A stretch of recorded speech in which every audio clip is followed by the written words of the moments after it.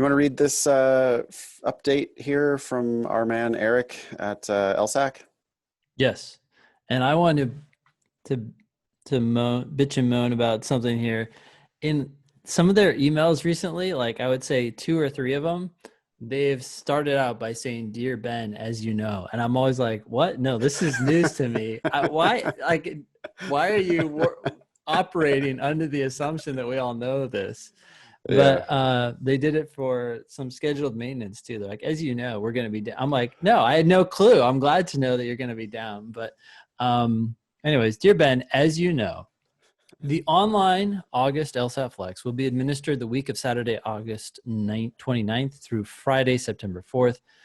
Thanks to online testing, we can offer candidates a range of start times for the LSAT-Flex. Test takers will be able to choose the time that works best for their schedules from the available options on one or more days, which are determined by the remote proctoring requirements. Okay.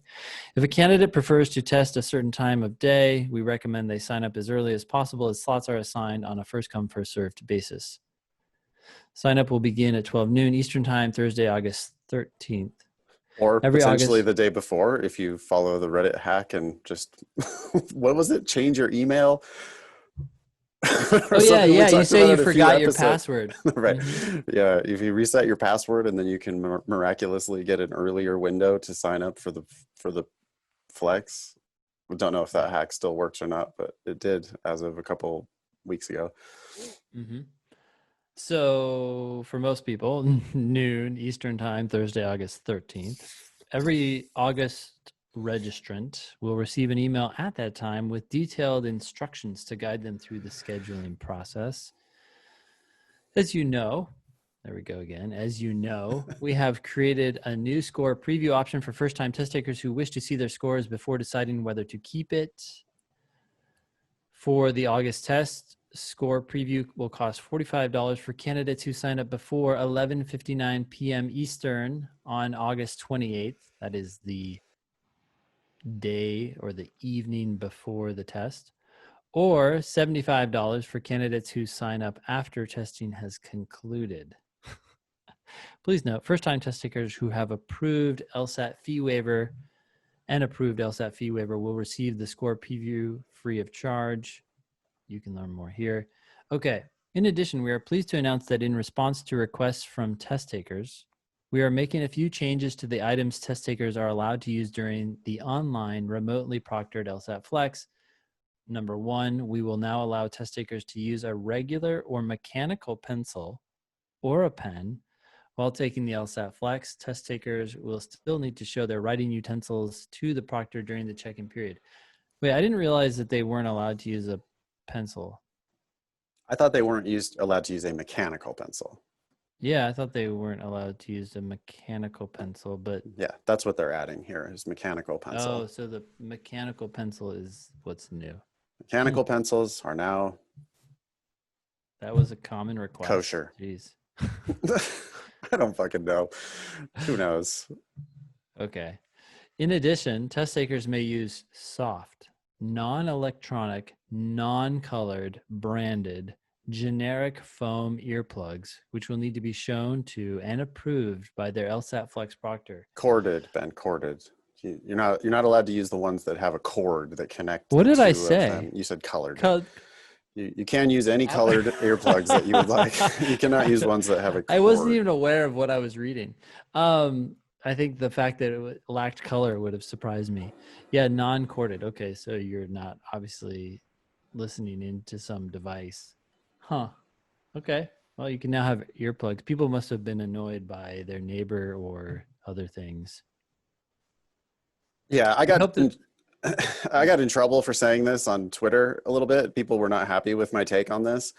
I don't give a shit about mechanical pencils and I don't give a shit about earplugs, but people were like rhapsodizing about what a boon this was to to test takers to be able to use, their writing implement of choice or to be able to use their earplugs. And I got to tell you, if either of those things are a game changer for you, my opinion is that you are just not that good at the test. Like I can't imagine earplugs really making that much of a significant difference. People, of course, everybody piles on me on Twitter, right? Like, well, what about people who have ADHD and need a whatever? And it's like, yeah, but accommodated students already get 50% or 100% extra time, or like people get all kinds of already get accommodated. If that's Yeah. really your issue, if it's actually an ADA issue, you've already been getting accommodated for that. And whatever, fine, use earplugs, great.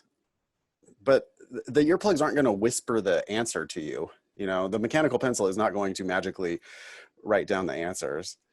And Yeah. so this is it's basically a non-issue. If you think that these are game changing for you, hey, great. I mean, more power to you. That's awesome. But Yeah. I just can't imagine this making a significant difference. The people who really understand the test, you know, you could be using finger paints and for your writing implement, and there could be like bombs going off in the background, and you would still be able to just focus enough to answer the questions. You know, Yeah. I can't, I don't, whatever. I understand. Yes, people have roommates, and fine, great. But yeah, you can use earplugs now. I wonder, I guess the remote proctor has a way of interrupting you anyway, huh? The remote proctor can just like stop your test if you're not listening to them or something. Yeah. That makes me curious. Like, I don't know how the remote proctor is supposed to be, you know, still proctoring you if you now potentially can't hear them because of your earplugs. But I Yeah. guess they can message you on the screen or something. I don't know. Well, I will say I would be happy with earplugs as well. You know, I have these Bose headphones. Yeah. These are a lifesaver. I mean, I'm thinking about the situation where I have 4 boys, right? And if I put them on, like they can be fighting and I will not know. So I'll just keep working and then I'll come out, I'll merge, you know, and I'll be like, oh, what's going on? And it's like, oh, something happened here. But if I hear that, then I'm like, oh, and I like get up and I try to, it's just so, it really messes with my flow, you know? But Uh-huh. so if I had the option to wear earplugs, I totally would put them in. But I, I also see your general point. People obsess with these things that at the Right. end of the day, it's best just to work on getting better at the test. That's my point, actually. Like, okay, fine, Mm-hmm. I get it. You have family, you have kids, you have roommates, you have whatever, and earplugs are good Yeah. for you. That's fine. But I mean, in my decade plus of professional experience teaching the test, most of the time when people complain about attention issues, the truth is there are fundamentals about the test they don't understand. And so it's really hard for them to focus because they just don't even understand what they're doing. Mm-hmm. And I just Mm-hmm. don't hear high level scorers, you know, people who actually understand what the test is asking. You know, Mm-hmm. they understand what they're reading and they understand what the test is asking. Those people just don't tend to just complain about the distractions. You know, it's a very high stakes test and they have a way of focusing no matter what's Yeah. going on because it Yeah. is so important. And so I guess I would challenge listeners to be honest with themselves about, you know, is it really the earplugs that are keeping you from being focused, or is it that you fundamentally don't understand the questions and so it's hard to pay attention Mm-hmm. for a long time to stuff that you're just like, when you're reading shit that you don't understand? I mean, I can see how it would be very hard to focus. Mm-hmm. Yeah. Anyway. Yeah, Eric continues. We hope that these changes will help candidates take the at-home test. For more information, blah blah blah. In the meantime, candidates Wait, should review. you skipped the best line. Oh, the best line? Okay. Yeah.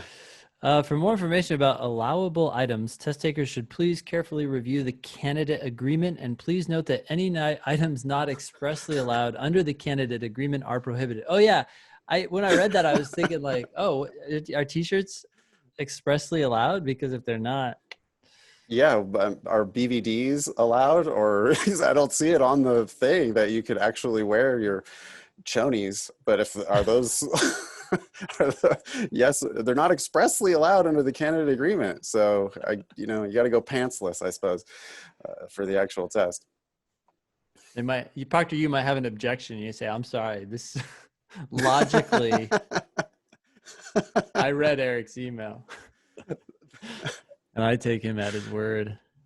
In the meantime, okay, candidates should review the technical requirements of the remotely proctored exam using the information on this page. Okay, some highlighted page. Test their equipment well before the exam to help ensure that they have a successful test day experience. Sorry, I dropped the word "and" there. But anyways, candidates also may want to continue familiarizing, I hate that word, by the way, I know. familiarizing themselves with the format and content of the LSAT-Flex by using the free official LSAT prep practice tests available on LSAC's Law Hub. There are 2 of them, by the way, if you're so inclined. If you or your students have questions about the LSAT-Flex, we recommend that you review the questions and answers here. Okay. You know, they just say so much stuff. Like, stop talking. Yeah, no one's reading this. I I mean, love like, this, Eric, but you're burying your message. yeah. We will continue to provide updates as we get closer Like, to the August LSAT-Flex. And we wish you good health. And as we all continue to navigate these uncertain times together. he's a good guy, Eric. It looks like he has a new title. What? Let's see. Oh, Vice President of Learning Platform Innovation. He got promoted, or I don't did he know. just request a new title? I hope he didn't get demoted because he used to be something agile development. Hmm. I don't Vice think he President. possibly. Vice president sounds impressive. Eric is, I think, a good guy. Yeah, I do agree, Ben. Like, we are professionals in the field, and we still have a hard time reading this entire email. I Yeah. can't imagine that like candidates themselves are actually reading every word of these communications. There's too much. But Yeah. Okay, that's that. Yeah, don't go do those free prep tests available on LSAC's Law Hub, by the way. Do those come with the Khan Academy explanations? No, they are Oh, they're separate? explanationless. Well, that's good because those Khan explanations are like worse than no explanation. Yeah. I've only seen a couple of them, but like the class last night was just absolutely dunking on how terrible those Khan explanations are. Oh, It's a interesting. shame. I don't know why LSAC didn't like get actual LSAT experts involved in the free stuff that they're giving away. I think we all agree that giving away free prep to people who can't afford it is a good idea. Like, there should be resources out there for people, you know, if you want to like actually democratize and open up the access for all the people, you know, to be able to pursue justice or whatever. Giving away free prep is awesome, but they should make it like good prep instead of terrible prep, because that Yeah, it Khan almost Academy like shit just tempts. doesn't. Yeah, it tempts people away to this free option, and they end up getting hurt. It's this weird conundrum that we've struggled with for years, right? The Super Prep book, which had tests A, B, and C in it, had official explanations from LSAC, and yet no one liked them. And it was like, how is it that you can be so smart and come up with these questions that are objectively legit, right? It's like people argue with the test and you're like, no, you fucking don't understand. Look, at this is what D says and this is why it's right. But then they write their explanation and you're sitting there scratching your head like, did you write this question and write the explanation? No, Because no, the explanations are coming from people who did not write the actual questions. It's like they went out and got like, oh, well, I mean, Khan, he's a smart guy, you know, he's good at other tests. He's sure he'll be able to write good explanations. I don't know who actually did the Khan explanations. I don't know if it was actually Mr. Khan or not, but it just feels like they got an SAT tutor to write the explanations for these LSAT questions. It definitely does not feel like an actual expert in the law school admission test.